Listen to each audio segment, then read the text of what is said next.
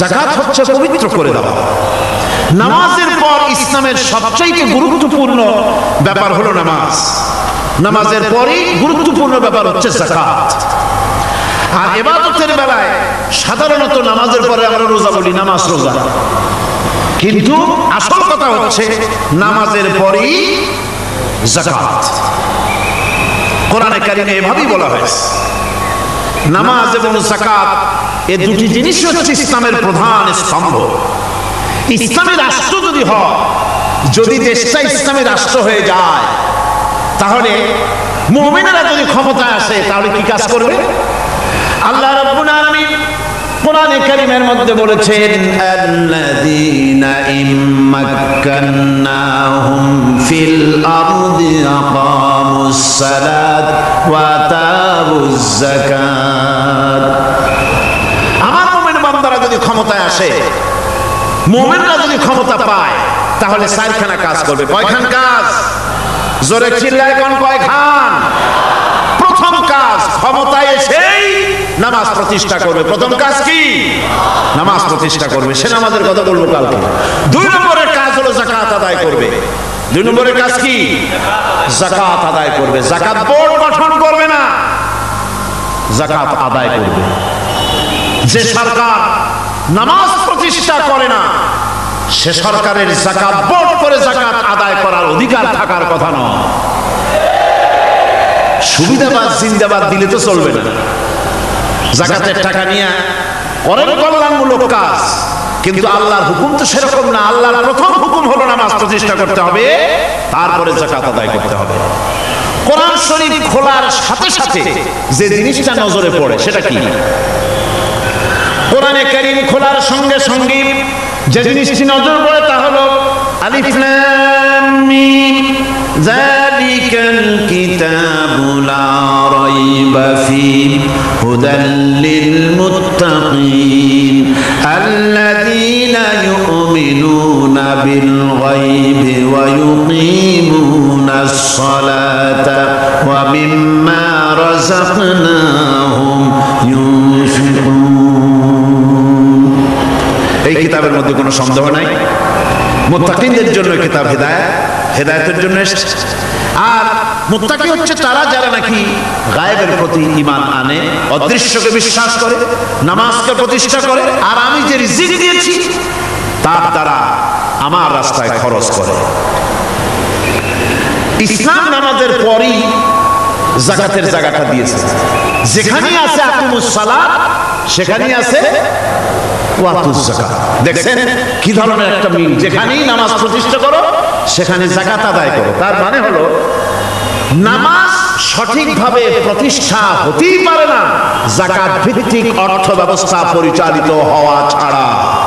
কারণ একটি গরিব মানুষ, পেটে খাবার নাই, সে নামাজ পড়তে যখন দাঁড়িয়েছে তার নিজের পেটে খাবার নাই, তার বাচ্চা অসুখে তড়পাচ্ছে, তার ছেলের পরীক্ষার ফি নাই, ফি দেওয়ার মতো পয়সা নাই, তার স্ত্রীর পরনে কাপড় নাই, নামাজ পড়তে দাঁড়িয়েছে, স্বাভাবিকভাবেই নিজের ক্ষুধার যন্ত্রণা, বিবি বাল বাচ্চার কষ্টের কথা, এগুলি তার মনের মধ্যে তোলপাড় করে উঠবে। এ কথা আল্লাহর চাইতে আর কে ভালো বুঝবে? সেই জন্য আল্লাহ পাক বলেছেন আকিমুস সালাত ওয়া আতুজ যাকাত, নামাজ প্রতিষ্ঠা করো, যাকাত আদায় করো। নামাজ আর যাকাতকে পাশাপাশি রাখা হয়েছে। আর এই নামাজ আর যাকাত দুনিয়ার সমস্ত নবীদের উপর আল্লাহ ফরজ করেছিলেন। কোন সুবহানাল্লাহ। এ শুধু আপনার আমার নবীর উপরে না, দুনিয়ার সব নবীদের উপরে নামাজ আর যাকাত কি ছিল? ফরজ। হযরত ইব্রাহিম আলাইহিস সালাম এবং তার বংশের নবীদের কথা উল্লেখ করার পর আল্লাহ রাব্বুল আলামিন বলছেন ওয়াজআলনাহুম আইম্মাতান ইয়াহদুনা বিআমরিনা ওয়া আওহাইনা ইলাইহিম ফি'লাল খায়রাত ওয়া ইকামাস সালাতি ওয়া ইতাইজ যাকাত ওয়া কানু লানা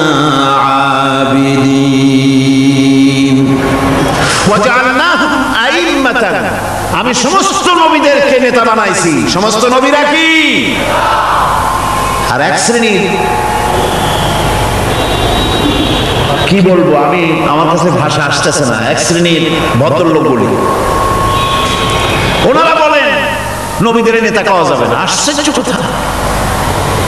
এই আয়াতের অর্থ তারা কি করবেন? ওয়াজআলনাহুম আইম্মাতান, নবীদের কথা বলা হচ্ছে আমি সমস্ত নবীদেরকে নেতা বানিয়েছি, তাদেরকে আমি নির্দেশ করেছি ভালো কাজের, তারা কল্যাণমূলক কাজ করবে এটা নির্দেশ করেছি, নেতা বানিয়েছি। আর তাদেরকে বলেছি কল্যাণমূলক কাজ করার জন্য, নামাজকে প্রতিষ্ঠা করার জন্য, যাকাতকে আদায় করার জন্য। আর তারা সবাই ছিল আমার অনুগত বাধ্যগত। নবীরা সব হলেন নেতা। নবীরা কি?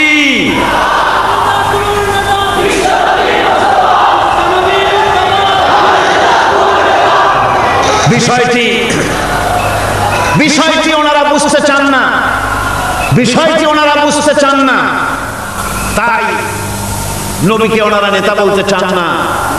বাংলায় আপত্তি করেন, সাইয়েদেনা বলতে আপত্তি করেন না। সাইয়েদেনা মানেই তো আমাদের নেতা, দরুদ শরীফ পড়লেই তো আল্লাহুম্মা সাল্লি আলা সাইয়েদেনা বলি, মানেই হলো আমাদের নেতা। ইংরেজিতে বললে অসুবিধা নাই, উর্দুতে বললে অসুবিধা নাই, আরবিতে বললে অসুবিধা নাই, বাংলায় নেতা বললেই অসুবিধা। কেন হইল? কারাদানি স্লোগান দেয় অমুক আমার নেতা, তোমার নেতা অমুক তমুক, সেই জন্য রাসূল সাল্লাল্লাহু আলাইহি ওয়াসাল্লাম নেতা পাওয়া যাবে না। একটা কথা হইল রাসূল কারীম সাল্লাল্লাহু আলাইহি ওয়াসাল্লাম নবীরাই যদি নেতা না হন তাহলে নবীরা কি অনুসারী? নাউযুবিল্লাহি মিন যালিক। রাসূলকে বলা হয় ইমামুল মুরসালিন। আমাদের হুজুরকে কি বলা হয়? আমাদের রাসূলকে কি বলা হয়? ইমামুল মুরসালিন। মানে কি? সমস্ত নবীদের নিয়ে উনি নামাজের, সমস্ত নবীরা একটা মসজিদে নামাজ পড়তেন, উনি সেখানে ইমামতি করতেন নাকি? না, সমস্ত নবীদের তিনি ইমাম, নেতা। সুবহানাল্লাহ। সুতরাং এটা এক ধরনের মূর্খতা। আল্লাহ পাক বলছেন আমি সমস্ত নবীদেরকে নেতা হিসাবে পৃথিবীতে প্রেরণ করেছি, তারা হচ্ছেন নেতা। তাদেরকে আমি হেদায়েত দিয়েছি, আমি হুকুম করেছি ওহীর মাধ্যমে জনকল্যাণমূলক কাজ তোমরা করো, নামাজ প্রতিষ্ঠা করো, কল্যাণমূলক কাজ করো, ফেলাল খায়রাত, কল্যাণমূলক কাজ করো, আর নামাজ প্রতিষ্ঠা করো, যাকাত আদায় করো। আর তারা সবাই ছিল আমার বাধ্যগত। ইসমাঈল আলাইহিস সালাম সম্পর্কে বলা হয়েছে وَكَانَ يَأْمُرُ أَهْلَهُ بِالصَّلَاةِ وَالزَّكَاةِ وَكَانَ عِندَ رَبِّهِ مَرْضِيًّا। সেটা স্বজনদেরকে নামাজের হুকুম করত, নামাজের এবং যাকাতের নির্দেশ দিতেন হযরত ইসমাঈল আলাইহিস সালাম। আর তিনি ছিলেন বিশেষ মর্যাদার অধিকারী। মুসা আলাইহিস সালাম এবং তার কওমকে আল্লাহ পাক এই অর্ডার দিয়েছিলেন। মুসা আলাইহিস সালাম বলেছিলেন, আয় আল্লাহ, আমার কওমকে যেন তুমি গজব দিও না, তাদেরকে তুমি শাস্তি দিও না। আল্লাহ পাক হযরত মুসা আলাইহিস সালামের এই প্রার্থনার জবাবে আল্লাহ পাক বললেন, আযাবি উসিবু বিহি মান আশাউ ওয়া রাহমাতি ওয়াসিআত কুল্লা শাই।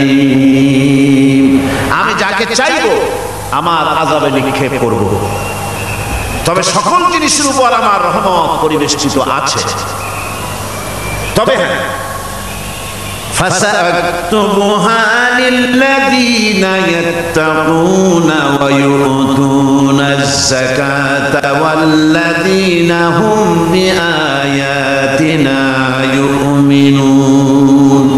আমি এই রহমত কেবলমাত্র তাদের জন্য লিখে রাখবো যারা নাকি নামাজ প্রতিষ্ঠা করবে আর যারা যাকাত আদায় করবে, আমি তাদেরকে আমার গজব থেকে বাঁচায়া দেব।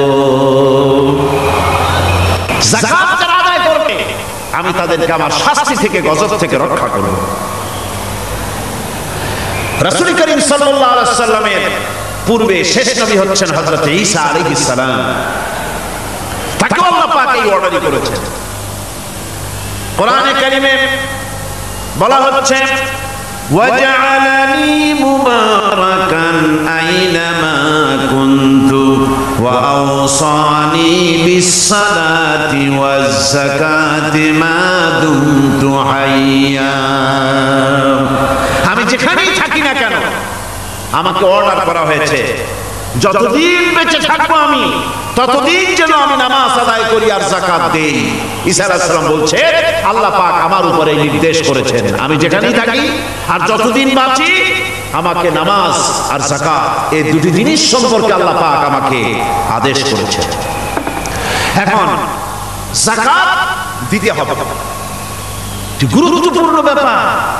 মানুষেরা অবহেলায় থেকে নিজেকে বঞ্চিত রেখেছে, মাহরুম রেখেছে এত বড় একটি নিয়ামত থেকে, সমাজকে মাহরুম করছে, যাকাত দিচ্ছে। কোরআনে কারিমে 3টি আয়াতে যাকাতের কথা এভাবে বলা হয়েছে, ইয়া আইয়ুহাল্লাযীনা আমানু আনফিকু মিন তাইয়্যিবাতি মা কাসাবতুম ওয়া মিম্মা আখরাজনা লাকুম মিনাল আরদ। হে ইমানদার লোকেরা, তোমরা যে সব পবিত্র অর্থ সম্পদ উপার্জন করো সেগুলি, এবং আমি জমিন থেকে তোমাদের যে ফসল দান করি, ফসল উৎপাদন করে দেই, তার থেকে তোমরা আল্লাহর পথে খরচ করো। এগুলো 1 নম্বর আয়াত। 2 নম্বর, প্রথম আয়াত বলা হয়েছে সূরা বাকারায়, আর সূরা আনআমে বলা হচ্ছে কুলু মিন সামারিহি ইযা আসমারা ওয়া আতু হাক্কাহু ইয়াওমা হাসাদিহি। তার উৎপাদিত ফল ফসল তোমরা খাও, আর ফসলের একটি অংশ ফসল কাটার দিনেই আল্লাহর হকটা, আল্লাহর অধিকারটা আদায় করে দাও। যেদিন তোমরা ফসল কাটবে সেদিনই অধিকারটা আদায় করে দাও। এই যে একটা ফরজ, এই ফরজটা মুসলমানেরা বেমালুম ভুলে গিয়েছে। ফসলের যাকাত তারা দেয় না। ফসলের যাকাতকে বলা হয় ওশর। কি বলা হয়? ওশর। এই ওশর এখন যদি আপনি গ্রামে গিয়া কোন শিক্ষিত লোককে যদি জিজ্ঞেস করেন ভাই ওশর কি চেনো, সে বলবে ভাই ওশর এটা কি জাতীয় প্রাণী, সার পোকা না তেলা পোকা না আরশোলা, আমি তো নাম টাম তেমন শুনি টুনি নেই, বুঝবি না ওশরটা কি। অথচ নামাজ রোজার মতোই ফরজ ওশর আদায় করা। কবে আদায় করবে? যেদিন আপনি ফসল কাটবেন সেই দিনই ওশর আদায় করে দিবেন। পরিমাণটা কি হবে? পরিমাণ হবে আকাশের বৃষ্টির পানি দিয়ে,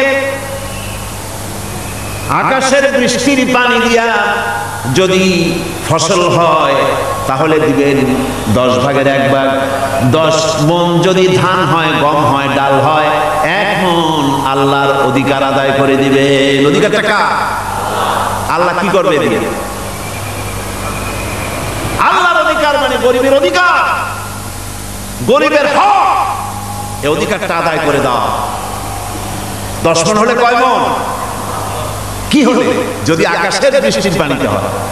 আর যদি আপনার সেচের মাধ্যমে হয়, সেচ পরিকল্পনার মাধ্যমে পয়সা খরচ করে পেট্রোল ডিজেল লাগায়া ইঞ্জিন চালায়া পানি উঠাইয়া কষ্ট করে ফসল ফলাইছেন, তাহলে আল্লাহ পাক বলছেন 10 মণে 1 মণ দেওয়া লাগবে না, তোমার খরচ হইছে বেশি। বান্দারে, তোমার উপরে আল্লাহ পাক জুলুম করবেন না, এবার 20 মণ হলে তার থেকে 1 মণ দিও। ওয়ামাল্লাহু বিযাল্লামিন লিল আবিদ। আল্লাহ রাব্বুল আলামিন তার বান্দার উপরে জুলুম করেন না। সুবহানাল্লাহ। এইভাবে করে ওশরের যাকাতটা তোমরা ঠিকমতো আদায় করে দিও। ওশরটা দিও, ফসলের ওশর দিও, আর টাকার যাকাত দিয়ে দিও। যারা এটা দিবে না তাদের সম্পর্কে আল্লাহ পাক সূরা তাওবার ভিতরে বলেছেন ওয়াল্লাযীনা ইয়াকনিজুনাজ যাহাবা ওয়াল ফিদ্দাতা ওয়া লা ইউনফিকুনাহা ফি সাবিলিল্লাহি ফাবাশশিরহুম বিআযাবিন আলীম।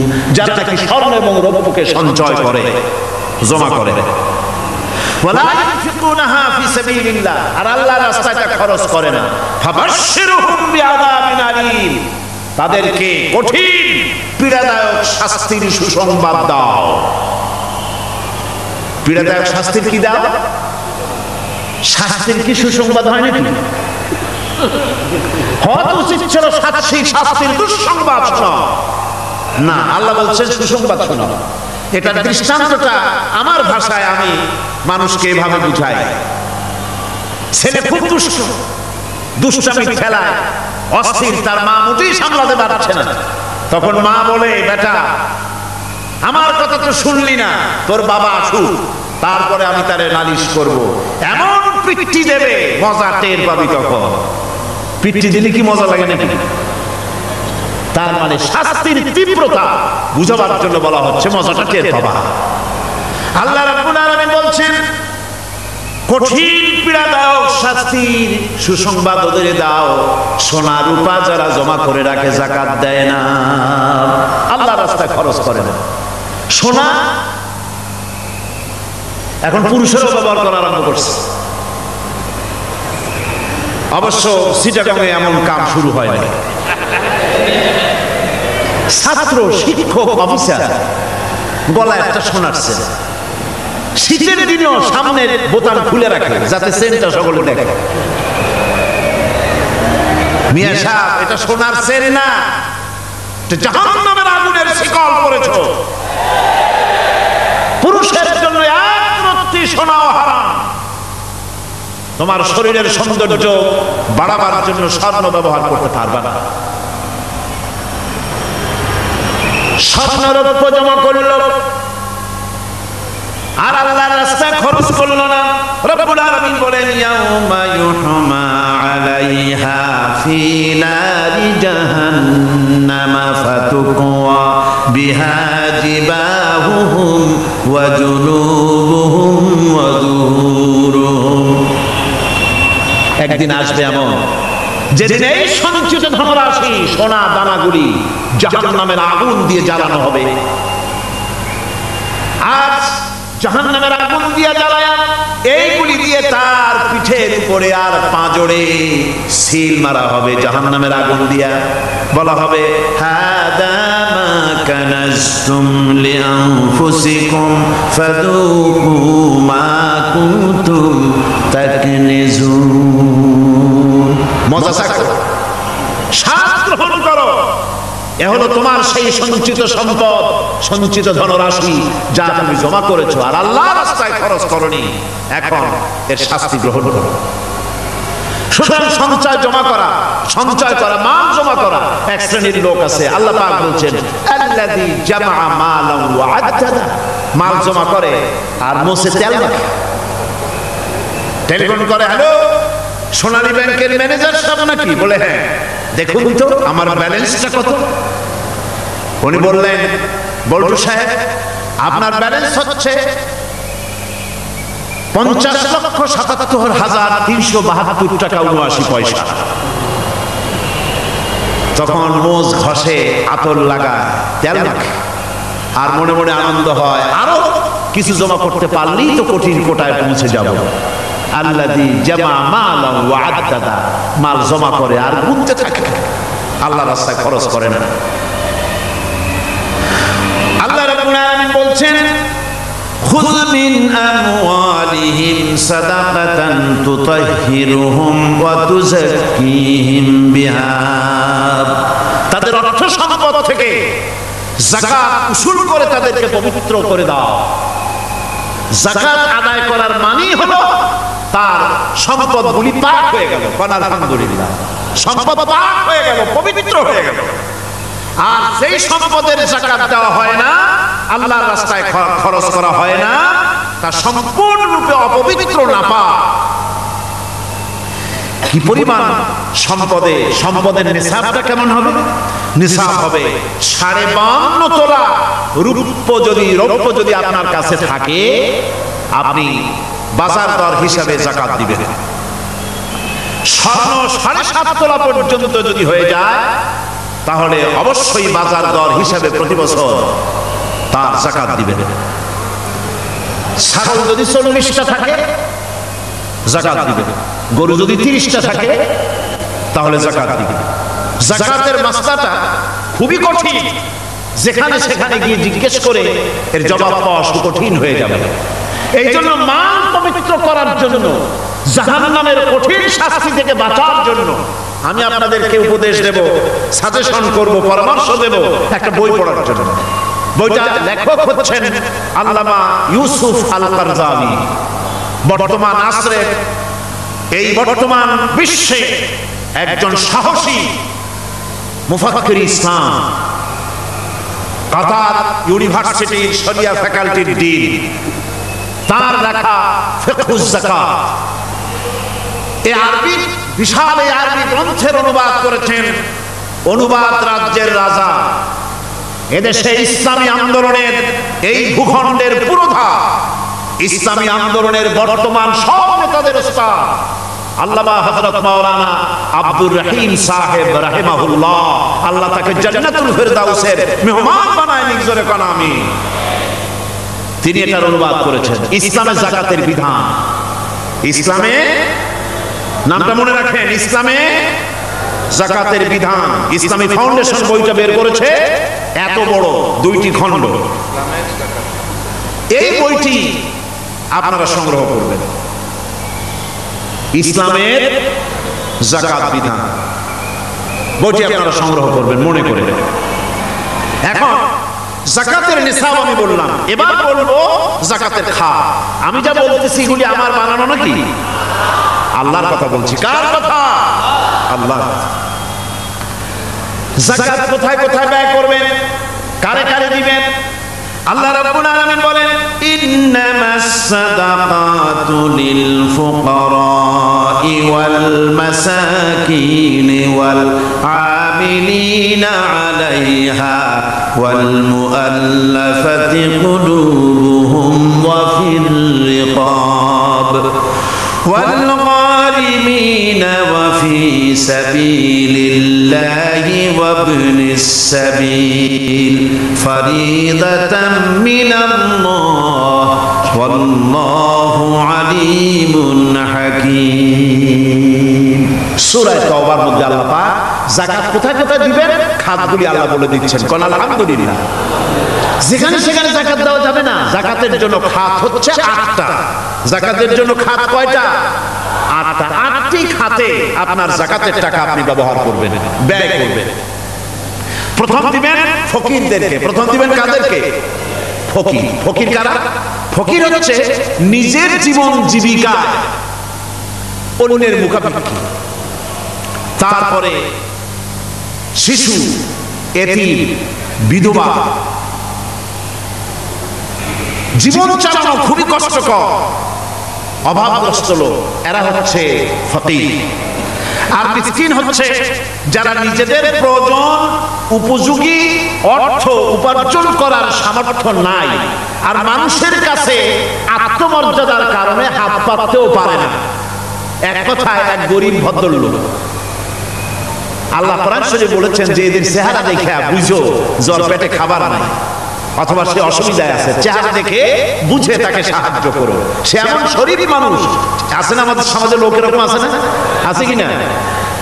ঘরের মধ্যে 3 দিনও রান্না হয় নাই, কিন্তু আর দাড়ি টাড়ি সুন্দর করে আশ্রয়া জামাটা পরিপাটি করে গায়ে দিয়ে বেরোচ্ছে, কারোর কাছে হাত পাতে না, তার সারাপাতে তার ভদ্রতায় বাঁধে। ওনার সারাপাতে বেঁধেছে, উনি চাবেন না কারো কাছে, কিন্তু উনাকে যিনি সৃষ্টি করেছেন সে আল্লাহ রাব্বুল আলামিন শোনায় দিচ্ছেন, বান্দারা আমার ওই গরিব ভদ্রলোককে খাবার দাও। ওরা হচ্ছে মিসকিন। এরপরে আমিলিন, 3 নম্বরে আমিলিন, অর্থাৎ যারা যাকাত সরকারিভাবে যাকাত যারা আদায় করে সেই আদায়কারীদেরকে এই যাকাতের টাকা দিয়ে তাদের সম্মানী দিতে বলা হয়েছে। ইসলামী গভর্নমেন্ট আসলে যাকাত তো আর আপনার খুশি মতো থাকবে না, যাকাত দিতে আপনি বাধ্য হবেন। যাকাত দিতে আপনি বাধ্য হবেন। যাকাত আদায় করবে গভর্নমেন্ট। কে আদায় করবে? গভর্নমেন্ট আদায় করবে, আর গভর্নমেন্ট ডিস্ট্রিবিউট করবে। ওয়াল মুআল্লাফাতিল কুলুব, মনোতুষ্টির জন্য, যাদের মন জয় করতে হবে এই ধরনের লোকদের। ওয়ার রিকাব, আর গলদেশের মুক্তিদানের জন্য। ওয়াল গারিমিন, আর ঋণগ্রস্ত ব্যক্তি। তারপর এমন পর্যায়ে যে ঋণ পরিশোধ করতে গেলে যদি তার এমন অবস্থা হয় যে তার কাছে যাকাত দেওয়ার মতো টাকা থাকে না, এরকম অবস্থা যদি হয় তাহলে যাকাতের টাকাকে তার ঋণ পরিশোধ করে দেওয়া যেতে পারে। ফি সাবিলিল্লাহ, এরপরে হচ্ছে জিহাদের রাস্তা। জিহাদের রাস্তা মানে জিহাদ যখন শুরু হবে সেই জিহাদের ময়দানে আপনি বন্দুক রাইফেল কিনে দেওয়ার সাহায্য করবেন সেটা নয়, কিন্তু শুধু এটাকে বোঝানো হয় নাই। ফি সাবিলিল্লাহ বলতে বোঝানো হয়েছে আল্লাহর রাস্তায় সংগ্রামরত সব ব্যাপারে আপনি সাহায্য করবেন, ইসলামী আন্দোলনের জন্য করবেন। যারা ইসলামের জন্য বইপত্র লেখে তাদের জন্য করবেন, যদি পয়সায় কুলাতে না পারে সেখানে সাহায্য করবেন। ইসলামী আন্দোলনকে বিজয় করার জন্য সাহায্য করবেন। এক কথায় আল্লাহর রাস্তা বলতে যা বোঝায় এগুলিকে দিবেন। ইবনে সাবিল, এরপরে পথিক মুসাফির। পথিক মুসাফির সে যদি বাড়িতে ধনী থাকে, ঢাকায় ধনী, কিন্তু চট্টগ্রামে এসে সর্বহারা হয়ে গেছে, টাকা পয়সা সব লুটপাট হয়ে গেছে, এখন বাড়ি ফেরার উপায় নাই, যাকাতের টাকা দিয়ে তাকে সাহায্য করা যেতে পারে। এই 8টি খাতে এভাবে যাকাত দেওয়ার জন্য আল্লাহ খাত সৃষ্টি করেছেন। কয়টা খাত হলো? 8টা খাত। ইসলাম যাকাত ভিত্তিক অর্থ ব্যবস্থা কায়েম করে, আর অনৈসলামিক সরকার সুদ ভিত্তিক অর্থ ব্যবস্থা কায়েম করে। যাকাত আর সুদের মধ্যে পার্থক্য কি? যাকাত হচ্ছে, এক কথায় বুঝাই, ব্যাখ্যা দেব না, এক কথায় বুঝাবো। যাকাত হচ্ছে ধনীদের কাছ থেকে নেওয়া, গরিবদেরকে দাও। আবার শোনো, যাকাত হচ্ছে ধনীদের কাছ থেকে নাও, গরিবদেরকে দাও। আর সুদ হচ্ছে গরিবদের কাছ থেকে নাও, ধনীদেরকে দাও। টাকায় টাকা টানে, একজনে শুনছিল টাকায় টাকা টানে, সে মনে করলো কেমনে টাকায় টাকা টানে। তারপরে সে এক ব্যাংকের সামনে গিয়ে অনেক টাকার মধ্যে নিজের একটা টাকা ছুড়ে ফেলেছে। ঘন্টা 2 দাঁড়ায় আছে, দেখে যে তার টাকা আসে না। তখন ব্যাংকের দারোয়ান এসে পিছন থেকে গলাটা ঠেসে ধরছে, বেটা তুমি চোর নাকি, না হাইজাকার, না মাস্তান, না সাদাবাজ? কয় যে না, আমি এর কোনোটাই না। তাহলে এই পজিশন নিয়ে দেখতেছো কি? কয় যে আমি শুনছিলাম টাকায় টাকা টানে, সেজন্য আমার পকেটে একটা টাকা ছিল, ওই যে ক্যাশিয়ার টাকাগুলি গুনতেছে ওইখানে মারলাম, দেখিনি টাকা, আমার টাকায় কিছু টাকা টাইনে আনে। এতক্ষণ দাঁড়ানো, আমার টাকা তো টানলোই না, আমার যে একটা টাকা তাও আসে না। দারোয়ান বলছে, বেটা তুমি ঠিকই শুনেছো, টাকায় টাকা ঠিকই টানে, ওই অনেকগুলো টাকা তোমার একটা টাকারে এমন ভাবে টাইনে ধরছে, বাইরে আবার উপায় নেই। সুদভিত্তিক অর্থ ব্যবস্থায় গরিবরা এভাবে শোষিত হয়। শোষিত হয় কারা? গরিবরা। সিনেমা কারা বানায়?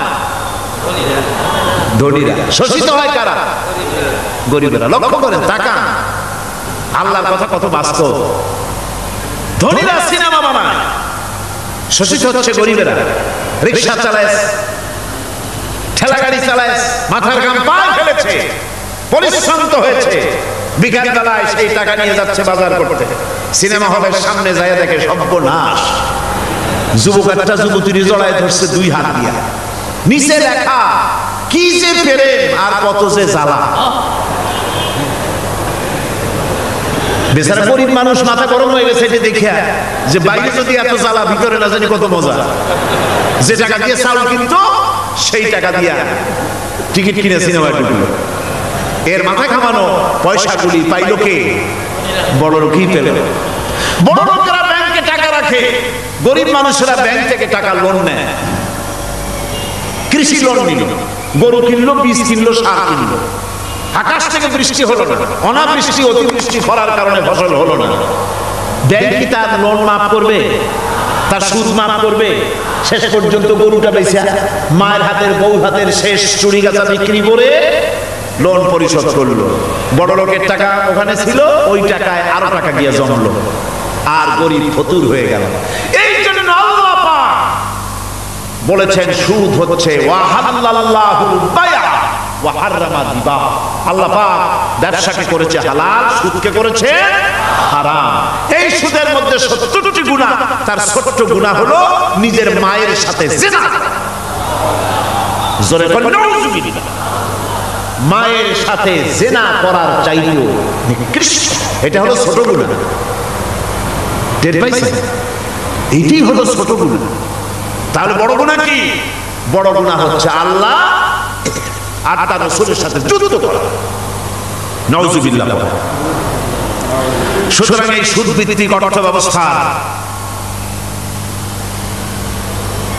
এই সুদভিত্তিক অর্থ ব্যবস্থাকে নির্মূল করে দিয়ে ইসলাম যাকাত ভিত্তিক অর্থ ব্যবস্থা কায়েম করেছিল, যার ফলে মানুষ খেয়ে পরে সুখে শান্তিতে বসবাস করেছে। চুরি নাই, ডাকাতি নাই, জেনা নাই, ব্যভিচার নাই, হত্যা নাই, ধর্ষণ নাই। এমন এক সময় এসেছিল কোরআনে কারীমের বরকতে, যাকাত ভিত্তিক অর্থনীতির বরকতে এমন এক সময় এসেছিল ময়দানে ঢোল পিটানো হতো বাজারে বাজারে, যাকাত কে নেবে, যাকাত কে নেবে, যাকাত কে নেবে। একজন মানুষও খুঁজে পাওয়া যায় নাই যে বলবে যাকাত আমার দরকার। গল্প করলাম, এটা কি গল্প? এটা বাস্তব। হযরত ওমর বিন আব্দুল আজিজ রাহমাতুল্লাহ আলাইহির জামানায় সাদকার টাকা নিয়ে 3টি দিন একজন ঘুরেছেন গ্রামে গ্রামে, ময়দানে ময়দানে। একটা গরিব খুঁজতেছেন সাদকার টাকা দেবে, গরিব খুঁজে পাওয়া যায় না। ক্লান্ত শ্রান্ত হয়ে মরুদ্যানের ভিতরে আরাম করতেছেন, এমন সেখানে আরেকটা লোক আসছে, ধুলা মলিন বড় একটা বস্কা তার সাথে। এই লোকটি তার কাছে গিয়ে বলছে, ভাই আল্লাহ আপনারা আমারে মিলাই দিছে, 3 দিন পর্যন্ত ঘুরেছি কিছু সৎকার টাকা নিয়ে, এত বড় দেশের এত জায়গা ঘুরলাম, একটা গরিব পাই নাই যে তারে দেব, আল্লাহ আপনারে মিলাই দিছে, দেন এই টাকাগুলো। কয় যে তোমার মাথা খারাপ না স্কুল উঠিলা? তুমি কি মনে করছো আমার এই বস্কার মধ্যে ছেঁড়া খাতা? তোমার টুকলায় যে টাকা আছে আমার বস্তায় তার থেকে অনেক বেশি টাকা আছে। তুমি ঘুরতেছো 3 দিন, আমি ঘুরতেছি সপ্তাহ কাল, একটা ভিক্ষুক পাই নাই। এটা কিসের বরকতে? ইসলামী অর্থনীতির বরকতে। যখন কিসের বরকতে? কপাল পোড়া জাতি, কপাল পোড়া জাতি। সেই বরকতপূর্ণ সমাজ ব্যবস্থার দিকে না গিয়ে কোন নেতা কোন নেত্রী কি কইল সেদিকে দৌড়ায়, সেদিকেই দৌড়ায় পাগলের মতো। হেমিলেনের বংশীবাদক বাঁশি বাজায় চলল, আর ইঁদুর বাদর সব পিছনে ছুটল। এর কোনো মানে হয় না। বন্ধুগণ, আল্লাহ রাব্বুল আলামিন এই যাকাত ব্যবস্থার মাধ্যমে বিরাট পরিবর্তন এনে দিয়েছিলেন। এটি আল্লাহ পাকের একটি বিশাল নিয়ামত। এই নিয়ামত আল্লাহ পাক ইসলামী রাষ্ট্রকে দান করেছেন।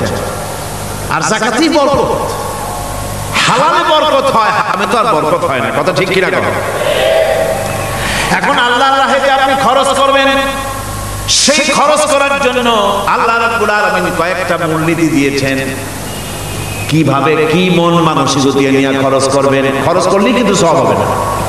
আতর মাখবেন, যদি চিন্তা করেন যে আতর মাখলাম, মাহফিলে যাব, মসজিদে যাব, লোকেরা টের পাবে যে বেটা আতর একখান মাখছে, খামো খাই আপনার আমও গেল, সালাও গেল, কোনো সব হইল না। আর যদি আতর মাখেন এই নিয়ত করে আতর মেখেছি, রাসূল পাক সাল্লাল্লাহু আলাইহি ওয়াসাল্লামের একটা সুন্নাত আমল করলাম, আল্লাহ রাব্বুল আলামিন অসংখ্য নেকি আমলনামায় লিখে দিবেন। নিয়তের উপরে দারমাদার করছে সবকিছু। এখন আপনি যে খরচ করবেন, সেই খরচটা কিভাবে করবেন, কি মন মানসিকতায় করলে পরে আল্লাহ খুশি হবেন, সেই কথাটি আল্লাহ পাক কোরআনে কারীমের মধ্যে বলছেন। আমি আপনাদের সামনে সেগুলি বলছি। দানটা হতে হবে কেবলমাত্র আল্লাহকে খুশি করার জন্য। মনে রাখেন, এটা হলো এক নম্বর। কি দানটা হতে হবে কারে খুশি? জোরে কর। আল্লাহ পাক বলছেন, ওয়া মা তুনফিকুনা ইল্লা ইবতিগা ওয়াজহিল্লাহ। তোমরা যা কিছু খরচ করো তাতে আল্লাহর সন্তুষ্টি লাভ করা ছাড়া মনের মধ্যে অন্য কিছু যেন লক্ষ্য না থাকে। শুধুমাত্র আল্লাহর সন্তুষ্টি মনের মধ্যে তোমরা রাখবে। আর কাউকে কোন জিনিস দিয়ে তার কাছে অনুগ্রহ প্রকাশ করতে পারবে না। আমি তোমার এই উপকার করছিলাম, তুমি নেমো খারামের মতো আজ কথা বলো, এরকম বলে না? কাউকে কিছু দিয়ে অনুগ্রহ প্রকাশ করবা না, তার মনে ব্যথা দিবা না। আল্লাযীনা ইউনফিকুনা আমওয়ালাহুম ফি সাবিলিল্লাহি সুম্মা লা ইউতবিউনা মা আনফাকু মান্নান ওয়ালা আযা। যারা আল্লাহর পথে খরচ করেন এবং খরচ করার পর নিজের অনুগ্রহ প্রকাশ করে না এবং কাউকে মনোকষ্ট দেয় না, টাকা দিয়া খোটা দিল না, মনেও কষ্ট দিল না, তাদের জন্য পুরস্কারটা কি শুনুন। আল্লাহ পাক বলেন পুরস্কার হচ্ছে লাহুম আজরুহুম ইনদা রাব্বিহিম ওয়ালা খাউফুন আলাইহিম ওয়ালা হুম ইয়াহজানুন। ওদের জন্য তার পরওয়ারদিগারের কাছে রয়েছে বিরাট পুরস্কার আজিম। এদের জন্য কোনো ভয় নাই, কোনো চিন্তা নাই, কিয়ামতে ডাইরেক্ট জান্নাতে চলে যাবে। সুবহানাল্লাহ। দানের এত ফজিলত যা ভাই আমি বলে শেষ করতে পারবো না। এত ফজিলত আল্লাহ দানের মধ্যে রেখেছে। ত্যাগেই তো শান্তি, ভোগে শান্তি নাই। মজা কিসে? জোরে কর না, মজা কিসে? ত্যাগের ভিতরেই মজা। এরপরে আল্লাহ পাক বলছেন আল্লাহর পথে 3 নম্বরে হতেছে আল্লাহর পথে যা খরচ করবা বেছে বেছে ভালো জিনিসটা দিও, বাইসা বাইসা ছেঁড়া জামাটা দিও না। পকেটে হাত দিয়া দান করবে, পকেটে হাত দিয়া হাত আর বাইর করে না। কারণ কি? খুঁজে দেখে যে 10 পয়সা চাইলে না, কম পয়সাটা দেবে, ভালোটা দেবে না। টাকা বের করে ওর মধ্যে ময়লা পচা গন্ধ লাগে, ওইটা দান করবে, আর টাকাটা পকেটে রেখে দেবে। এই স্বভাব আমাদের আছে কিনা? কর আছে কিনা? আর বাবা টাকা কি আপনি পকেটে রাখতে পারবেন? ওটা দেওয়া লাগবে না। এরা দেন তারা দেন, কাউকে দেবেন। আমাদের এই বদভ্যাস আল্লাহ আমাদেরকে মাফ করুন। কোন আমিন বলেন। আমিন। দান করার সময় বেছে বেছে খারাপটা দিও না, ছেঁড়া কাপড়টা দিও না, অখাদ্য কুখাদ্য দান করো না। বিয়ার মজলিস বিবাহে অনেক লোক দাওয়াত দিয়েছে, বেশি করে রান্না করছে, কম যদি হয়ে যায় বড় মিয়ার ইজ্জত নষ্ট হয়ে যাবে। মেহমান কম আসলো, এখন এই খাবারগুলি না পারিয়া তারপরে গরিবদের দেয়, না পেরে যখন খাবার কেউ নাই তখন গরিবদের দেয়। গরিবদের উদ্দেশ্য করে কিন্তু বানানো হয় না। এটা হলো একজনের রুটি খাচ্ছিল, এক কৃপণ বখি রুটি খেতে বসেছে, সিল একটা আসে সুমারে রুটিটা নিয়ে গেছে। বেচারা পিছনে পিছনে দৌড় আরম্ভ করছে, গালি দিতে দিতে। মরার সিল আর তুই জায়গা পাইলি না। সিলের পিছনে দৌড়াতে দৌড়াতে নদীর পাড়ে চলে আসছে। সিলও দেখে যে আল্লাহ এমন এক বেকায়দার লোকের রুটি নিলাম, কোনো গাছেও বসতে পারি না তার ঢিলার জ্বালা। শেষ পর্যন্ত পাশে ছিল নদী, নদীর উপর দিয়া চিল উড়ে ওপার যাওয়া আরম্ভ করছে। বকিল বেচারা দাঁড়াই থাকে, দিলাম ফি সাবিলিল্লাহ, আল্লাহর রাস্তায় দিলাম। এর তো কোনো মানে নাই। তবে প্রকাশ্যে দান করতে গিয়ে যদি এটা এই জন্য হয় যে আমি দিলে পরে আরো একজন উৎসাহিত হয়ে দেবে। সমাজ কল্যাণ পরিষদের এত বড় বিশাল মাহফিল, 16 লক্ষ টাকা খরচ হবে, দিলাম আমি 1 লাখ টাকা। এটা শুনাইয়া বলার পর আমার কথা শুনিয়া আরো যাদের টাকা আছে তারা হয়তো 2 লাখ দেবে। এই চিন্তা করে যদি তারকিবের জন্য, উৎসাহ প্রদানের জন্য, ইন্সপিরেশনের জন্য যদি হয়, এই নিয়ত হলে ক্ষতি নেই। কিন্তু সর্বাবস্থায় দানটা গোপন হয় ভালো। আল্লাহ পাক বলেন গোপনে যদি তুমি দান করো তাহলে আমি রব্বুল আলামিন ওই গোপন দানের বিনিময় তোমার সমস্ত গোপনীয় গুনাহগুলি আমি রব্বুল আলামিন মাফ করে দেব। তোমার গোপন গুনাহগুলি মাফ করে দেব। 5 নম্বরে হচ্ছে নির্বোধ আর অজ্ঞ লোকদেরকে প্রয়োজনের অতিরিক্ত টাকা দিবা না। দেখেন ইসলামের কি সুন্দর বিধান। বোকা, নির্বোধ, অজ্ঞ আছে না সমাজে? তুমি মহব্বতে, আল্লাহর মহব্বতে আল্লাহকে 500 টাকা দিয়ে দিলে 5000 টাকা, এ তো সর্বনাশ করে ভালো লাগে। সে তো খারাপ টাকায় করবে। এই জন্য অজ্ঞ লোকদেরকে, নির্বোধ লোকদেরকে প্রয়োজনের অতিরিক্ত দিতে আল্লাহ নিষেধ করেছেন। তবে আল্লাহর ইচ্ছা হচ্ছে এই যে যত বড় পাপী হোক আর যত বড় খোদাদ্রোহী হোক না কেন, প্রত্যেকের খাওয়া পড়া, শিক্ষা, চিকিৎসা গ্যারান্টি দিতে হবে। সুবহানাল্লাহ। কোন এর নাম তো আল্লাহ। এর নাম কি? আল্লাহ পাক, যার ভেতরে কোনো কার্পণ্যতা নাই। আল্লাহর মানলেও আল্লাহ খাইতে দেন, না মানলেও দেন, সকলকেই দেন সমভাবে।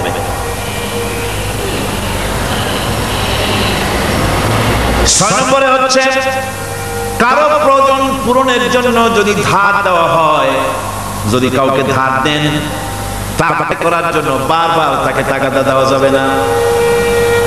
একথা শুনে যারা ঋণগ্রস্ত আছেন তারা আবার এই সুবিধাটা নিয়ে নেন। সামর্থ্য থাকতে যদি যার কাছ থেকে ধার এনেছেন তাকে যদি কষ্ট দেন, অবশ্যই আল্লাহর কাছে আসামি হতে হবে কিয়ামতের দিন, কোনো সন্দেহ নাই। আর যে ব্যক্তি ধার দিয়েছেন তিনি যদি বুঝতে পারেন যে এই লোকটি আসলে নিয়ত ভালো কিন্তু দিতে পারতেছে না, তাহলে এমন লোককে বারবার টাকা দিতে আল্লাহ নিষেধ করেছেন। তাকে স্মরণ দিও না, তাকে সময় দাও। وَإِنْ كَانَ ذُو عُسْرَةٍ فَنَذِرَةٌ إِلَى مَيْسَرَةٍ وَأَنْ تَصَدَّقُوا خَيْرٌ لَكُمْ إِنْ كُنْتُمْ تَعْلَمُونَ। ঋণগ্রস্ত ব্যক্তির আর্থিক অবস্থা খারাপ হলে সচ্ছল হওয়া পর্যন্ত তাকে সময় দাও, আর তাকে যদি ক্ষমা করে দিতে পারো সেটা তো অনেক ভালো কথা। আল্লাহ তোমার প্রতি রহম করবেন। যদি ক্ষমা তাকে যদি সে দিতেই পারবে না এমন অবস্থা যদি হয়, তাহলে তাকে তুমি ক্ষমা করে দিও। কিছু সংখ্যক লোক আছে যারা ধার নিয়ে আসলে ফাঁকি দিতে চায়, আছেন এমন সমাজে না? নাই, কিছু লোক আছে ধার নেয়, ভাই দেব 1 মাসের মধ্যে কোনো সন্দেহ নাই, 6 মাস যায় তারপরও দেয় না, অন্য কাজ করে মিটাই, অন্য কাজ মিটায়, কিন্তু এর টাকা পরিশোধ করে না। এরকম লোকও আছে, তারা আল্লাহর কাছে যাই হবে। একবার পত্রিকায় দেখেছিলাম কার বাড়িতে কার্টুন দিয়েছে, বাড়িতে বিরাট সাইনবোর্ড লাগাইছে কুকুর হইতে সাবধান। তার বন্ধু বলছে, ভাই তুমি কুকুর কিনলে কবে? কয় যে না, কুকুর কিনি নাই, সাইনবোর্ড লাগাইছি পাওনাদারদেরকে ঠেকাবার জন্য, যাতে সহজে বাড়ির মধ্যে না ঢোকে। এই চালাকিটা আর কেউ বুঝুক আর না বুঝুক, আল্লাহ পাক তো খুব ভালো করেই বোঝেন। 7 নম্বরের কথা হলো দান করার ব্যাপারে, যে আপনি দান করতে করতে যা আছে সব ফতুর করে ফেলাবেন, এটা কিন্তু ইসলাম চায় না। আপনার সন্তান সন্ততিকে বঞ্চিত করে, স্ত্রী পুত্রকে বঞ্চিত করে সমানে দান করবেন, ঘরে না খেয়ে থাকবেন, এই অবস্থা যেন না হয়। খরচ করবেন কি? আল্লাহ পাক বলছেন, وَيَسْأَلُونَكَ مَاذَا يُنْفِقُونَ قُلِ الْعَفْوَ। নবী আপনাকে প্রশ্ন করা হয় কি খরচ করব, আপনি বলুন প্রয়োজনের অতিরিক্ত জিনিস যেটা আছে সেটাই আল্লাহর জন্য খরচ করে দাও। তোমার প্রয়োজন যখন মিটে গেছে, ব্যাংকের মধ্যে অসংখ্য টাকা জমা রাখা খালি গুনতেছে বসে বসে, তা না করে অভাবগ্রস্ত মানুষদের প্রয়োজন মিটাও। খরচ করার ভিতরে আর খরচ না করার ভিতরে ভারসাম্য রক্ষা করতে হবে। ولا تجعل يدك مغلولة إلى عنقك ولا تبسطها كل البسط فتقعد ملوما محسورا। তোমাদের দানের হাত গুটায় একেবারে গলার সাথে বেঁধে রেখো না, আবার এমন বেশি ছেড়েও দিও না, কারণ এর ফলে তোমাকে অনুতপ্ত হওয়া লাগতে পারে, কার্পণ্যতাও না হয়, আর দিদি দিনজমের মতো দিয়ে সব ফতুর না হয়ে যাও। দুটোর মধ্যে ব্যালেন্স হতে হবে। আর 8 নম্বরে কথা হচ্ছে যেই দানের উপযুক্ত কারা। আপনি তো যাকাত দিবেন কাদের, সে কথা আল্লাহ বলে দিয়েছেন, আগে বলা হয়েছে না? কয়টা খাতে দিবেন? মাশাআল্লাহ, মনে আছে আপনাদের। আর এমনি সাধারণ দান সাদকা কাদেরকে দিবেন, উপযুক্ত পাত্র কারা, তার একটা লিস্ট আল্লাহ দিচ্ছেন। وَبِالْوَالِدَيْنِ إِحْسَانًا وَبِذِي الْقُرْبَى وَالْيَتَامَى وَالْمَسَاكِينِ وَالْجَارِ ذِي الْقُرْبَى। নিজের পিতামাতা, নিকট আত্মীয়, ইয়াতীম, মিসকিন এবং আত্মীয় প্রতিবেশী তাদেরকে দিবেন। আমি কিন্তু এখন যাকাতের কথা বলছি না, মা বাবাকে যাকাত দেওয়া যাবে না, এটা হচ্ছে দান। সহযোগিতা করা, ইহসান করা। এই ইহসান মা বাবাকে, প্রতিবেশী আত্মীয় যারা, মিসকিন যারা, এতিম যারা, অনাত্মীয় প্রতিবেশী যারা, চলার সাথী, প্রবাসী এবং নিজের চাকর চাকরানি যা কিছু আছে, এই সকলকেই এই সাহায্য করতে হবে, একথা আল্লাহ বলে দিয়েছেন। এবং আমরা যে আয়াত আলোচনা করতেছি সে আয়াতের ভিতরেও এই ফিরিস্তি আল্লাহ পাক বলে দিয়েছেন। আল্লাহ রাস্তায় যারা দান করবে তাদের সম্পর্কে আল্লাহ বলছেন এখন, মাসালুল লাযীনা ইউনফিকুনা আমওয়ালাহুম ফি সাবিলিল্লাহি কামাসালি হাব্বা। আল্লাহর রাস্তায় খরচ করা এর দৃষ্টান্ত হলো একটা দানার মতো, যে দানাটা থেকে 7টা ডাল বেরিয়ে গেল। ফি কুল্লি সুমবালাতিন মিআতু হাব্বা, একটা দানা থেকে 7টা ডাল বেরোলো, এক একটা ডালে 100 করে দানা হলো, সব মিলাইয়া 700 দানা হয়ে গেল। ওয়াল্লাহু ইউদাইফু লিমান ইয়াশা ওয়াল্লাহু ওয়াসিউন আলীম। আল্লাহ পাক বলেন এই পৃথিবীতে একটা দানায় 700 দানা যে আল্লাহ রাব্বুল আলামিন তোমার হাতে ধরায় দিলেন, সে আল্লাহ পাকের ব্যাংকে যদি টাকা জমা রাখো, আল্লাহর রাস্তায় যদি খরচ করো, 700 গুণ বাড়ায় আল্লাহ তোমার হাতে ধরাইয়া দিবেন। ওয়াল্লাহু ইউদাইফু লিমান ইয়াশা, আর আল্লাহ ইচ্ছে করলে এর থেকেও বেশি তোমাকে দান করবেন। সুবহানাল্লাহ, কোন জোরে। আর এই দান করতে হবে মরার আগে। কোন সময় দেবেন কোন? আমার দেশে বহু মুসলমান আছে যারা বলে, হুজুর আসি আপনাদের পিছনে, যা বলেন আসি, জীবন দিয়ে দেবেন। এরা খুব চালাক, জীবন দিতে চায়, মাল দিতে চায় না। আল্লাহ তো আগে জীবন চায় নাই, আল্লাহ আগে কি চেয়েছেন? আল্লাহ আগে কি চেয়েছেন? আল্লাহ চেয়েছেন মাল। ওয়া তুজাহিদুনা ফি সাবিলিল্লাহি বিআমওয়ালিকুম ওয়া আনফুসিকুম। আল্লাহ পাক বলেন জিহাদ করো আমার রাস্তায় মাল দিয়ে আর জান দিয়ে। মাল দাও আগে, মাল না দিয়া যদি আগে মরে যাও, মালটা তো থেকেই গেল। সুতরাং মাল আগে আমার রাস্তায় দাও। দেবা কখন? মরার আগে দাও। ওয়া আনফিকু মিম্মা রাযাকনাকুম মিন আইয়াতিয়া আহাদাকুমুল মাউত। আমার রাস্তায় খরচ করো মৃত্যু আসার আগে। فيقول رب لولا أخرتني إلى أجل قريب। যদি মরার আগে না দাও, মৃত্যুর সময়, মৃত্যু যখন এসে গেল সেই সময় যদি বলো, অনুশোচনা যদি করো, আরে যদি আমি সময় পাইতাম, একটুখানি যদি সময় দিতে আল্লাহ, একটু সময় আমারে যদি দাও, ফাসাদদাকা ওয়া আকুম মিনাস সালিহিন। দান সদকা করব, সব আল্লাহর রাস্তায় দিয়ে দেব, আর আমি সালেহ বান্দাদের মধ্যে শামিল হয়ে যাব। আল্লাহ একটু সময় আমারে দাও। আল্লাহ পাক বলছেন ওয়ালা ইউআখিরাল্লাহু নাফসান ইযা জাআ আজালুহা আল্লাহু খাবীরুম বিমা তা'মালুন। মৃত্যুর নির্ধারিত সময় আসলে 1 সেকেন্ড আগে পাশে করা হবে না। সুতরাং মৃত্যুর আগে খরচ করো। আপনি মনে করবেন যে আপনি মরে গেলে পরে আপনার ছেলে মেয়ে আপনার জন্য করবে, খরচ করবে। হ্যাঁ করবে ঠিক, মরার পরে কুলখানির পরে 40, তারপরে শেষ। এরপর আর করবে আপনার ছেলে মেয়ে আপনার জন্য করবে, তার প্রমাণ তো আপনি নিজে। আপনি আপনার ছেলে মেয়ের জন্য কি করেছেন? আপনার মা বাবার জন্য কি করছেন? আপনার মা বাবার জন্য যদি আপনি কিছু না করে থাকেন, আপনার ছেলে মেয়ে আপনার জন্য করবে না। সুতরাং নিজের কাজ নিজে করেন। আপনার পিঠ যদি চুলকায়, আর নাতিরে যদি বলেন নাতি পিঠটা চুলকায় দাও, সে যে জায়গা চুলকাবে আপনি করবেন উত্তর দিকে, সেই উত্তর দিকে দক্ষিণ দিকে, উপরে নিচে পিঠে পাশার কাছে যে জায়গায় আঙুল দেবে আপনি করবেন ওখানে না, আবার আরেকটু উপরে দাও, আরেকটু পাশে দাও, জায়গা মতো পড়বেই। আর কষ্ট করে নিজের হাতটা যদি পৌঁছাইতে পারেন জায়গা মতো পড়ে, একবার চুলকানি মারলে চুলকানি শেষ। ঠিক কিনা?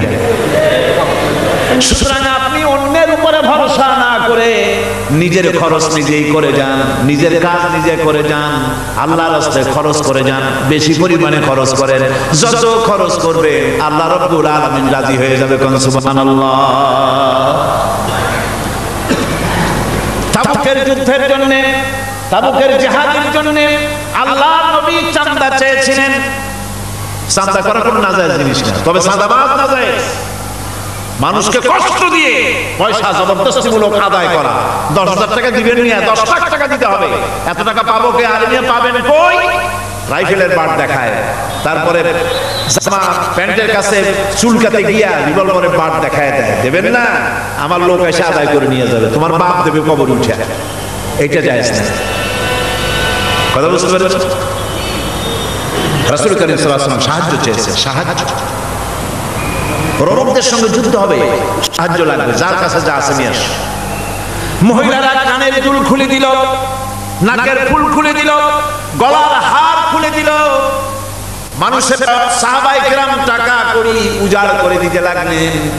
এত হলো, হুজুরকে দেখা যায় না, স্তূপ হয়ে গেছে, সোনা দানা টাকা পয়সা অস্ত্রপাতির স্তূপ। হুজুর বলছেন তোমরা তো সবাই দিলে, আমার আবু বকর কোথায়? হযরত সিদ্দিক আকবর রাদিয়াল্লাহু তাআলা আনহু তিনি ছিলেন এক পিলারের আড়ালে, খামের আড়ালে, সেখান থেকে বেরিয়ে এসেছেন, হাতে সত্য একটা পোটলা। হুজুর দেখেন হযরত আবু বকরের চোখে পানি। হুজুরের হাতে পোটলাটা উঠাই দিলেন।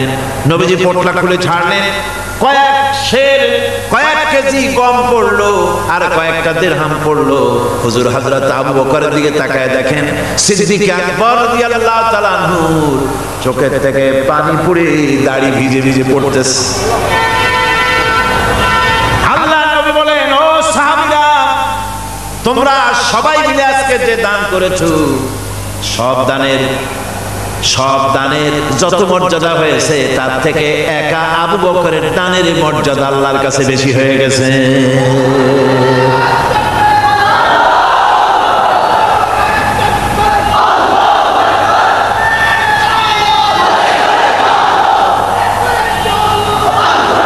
সাহাবায়ে কেরামের মনের ভিতরে প্রশ্ন জাগলো, এটা কেমনে হলো? আমরা এত দিলাম। এই জিহাদে হযরতে ওমর রাদিয়াল্লাহু তাআলা আনহু তার জীবনের সঞ্চিত সম্পদের অর্ধেকটা, পুরা অর্ধেকটা দান করে দিয়েছিলেন। হুজুর সাহাবায়ে কেরামদের মনের অবস্থা বুঝলেন, প্রশ্ন করলেন তোমরা কে কত দিছো, বাড়ি কত আছে? প্রত্যেকেই বললেন এত দিছি, বাড়ি এত আছে। হযরত আবু বকরের কাছে হুজুর জিজ্ঞেস করলেন, আবু বকর কত আনছো, বাড়ি কত আছে? হযরত আবু বকর বলেন, ইয়া রাসূলুল্লাহ, আল্লাহ পাকের নামে কসম করে বলি, আমি আবু বকরের ঘরে আল্লাহ আমি আবু বকরের বাড়িতে জাগতিক সম্পদ বলতে যা বুঝায় সব এনে রাসূল কারীমের কদম মোবারকে হাজির করেছি। আমি আবু বকরের ঘরের ভিতরে এখন আল্লাহ তার রাসূল ছাড়া কোনো জিনিস বাকি নাই, সব এনে দিয়েছি। আমার ভাইরা, এই জন্য আল্লাহ রাব্বুল আলামিন দানের ভিতরে বিরাট ফজিলত রেখেছেন। সাহাবায়ে কেরাম যদি এরকম দান না করতেন, এভাবে কুরবানি না দিতেন, ইসলাম এই পর্যন্ত আসতো না। ঠিক কি না? ইসলামের জন্য সবচেয়ে বড় অবদান নবীর পরেই সাহাবায়ে কেরাম রিদওয়ানুল্লাহি তাআলা আলাইহিম আজমাইন। এই জিহাদে হযরত আব্দুল্লাহ জুলবাজাদাইন কিছু দিতে পারেন নাই, বুখারী শরীফের হাদিস। কিছু নাই, তিনি লুঙ্গিও আনতে পারেন নাই, ল্যাংটো হয়ে তাকে তাড়াই দেওয়া হয়েছিল, ল্যাংটো করে। গায়ে জামা নাই, পরনে লুঙ্গি নাই, মার কাছ থেকে একটা ছেঁড়া কম্বল নিয়ে সেই কম্বল পরে আসছিলেন মদিনা মুনাওয়ারায়। তাবুকের যুদ্ধে কোনো চাঁদা তিনি না দিতে পেরে মনটা বড়ই দুর্বল। তিনি আল্লাহর নবীকে প্রতিমধ্যে গিয়া ধরলেন, তাবুকের দিকে যাচ্ছেন আর প্রতিমধ্যে নবীর সামনে গিয়ে দাঁড়ায় গেছেন, বলতেছেন, ইয়া রাসূলুল্লাহ, এই জিহাদে আমি তো কিছুই দিতে পারলাম না, আমার তো কিছু নাই, দেওয়ার মতো কিছুই নাই, কিছুই দিতে পারলাম না, শরীরটা ছাড়া আমার কাছে আর কিছুই নাই। হুজুর আপনি আমার জন্য দোয়া করেন, আমি যেন ইসলামের জন্য আমার জানটা দিয়ে দিতে পারি। নবীজি বললেন, একটা গাছের ছাল নিয়ে আসো, দেখো পাও নাকি।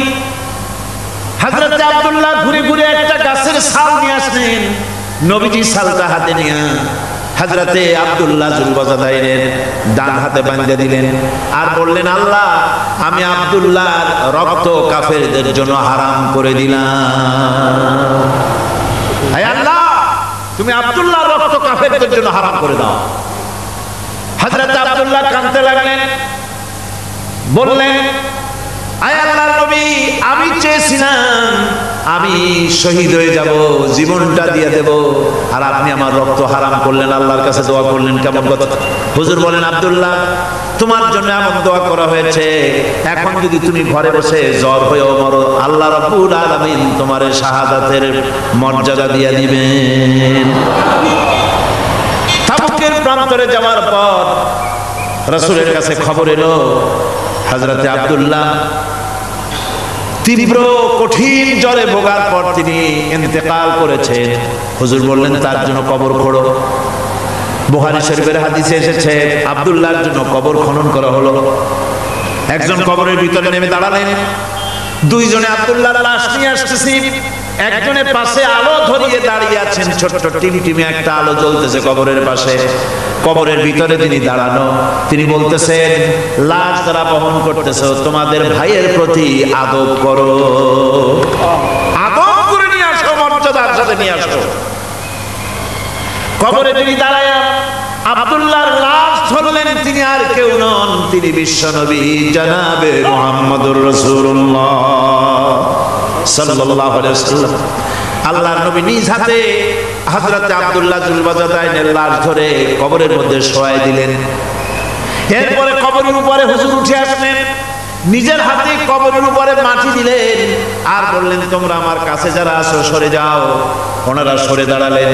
আল্লাহর নবী কবরের উপরে দুই হাত বিছায় দিয়া নবীজি বলতে লাগলেন, আয় আল্লাহ রাব্বুল আলামিন, আজকের সন্ধ্যা পর্যন্ত আমি এই আব্দুল্লাহর উপরে রাজি ছিলাম, আয় আল্লাহ তুমিও আব্দুল্লাহর উপরে রাজি খুশি হয়ে যাও।